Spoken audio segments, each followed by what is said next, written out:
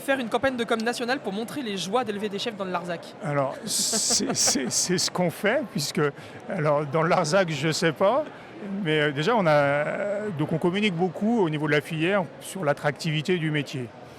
On a la chance quand même d'être une filière plutôt attractive, voire très attractive, qui a probablement le meilleur taux de renouvellement.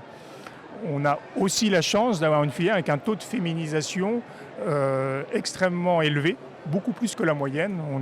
On n'est pas loin d'un porteur projet sur 2 qui est porté par des femmes, et c'est une vraie chance, quoi. Donc la filière est très attractive. Donc la filière est très attractive, très sexy.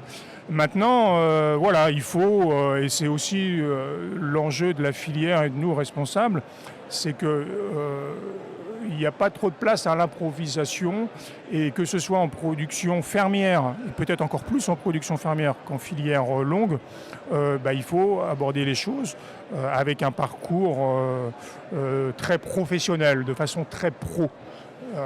Parce que lorsqu'on est producteur fermier, il faut avoir des compétences au niveau de l'élevage de chèvres, il faut avoir des compétences au niveau de la transformation, il faut avoir des compétences au niveau du commerce.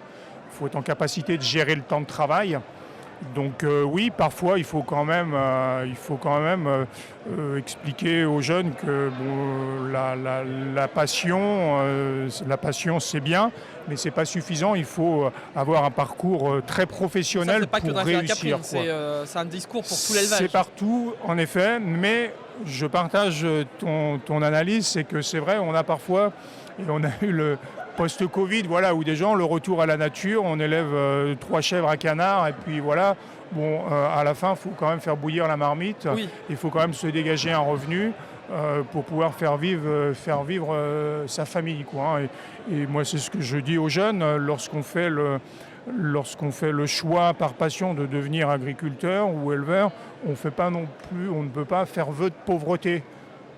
Ça va qu'un temps, quoi. Donc il faut professionnaliser les choses pour que les gens vivent convenablement de leur métier et puissent s'épanouir dans leur métier, parce qu'une carrière, c'est quand même long, hein. Comptoir des éleveurs.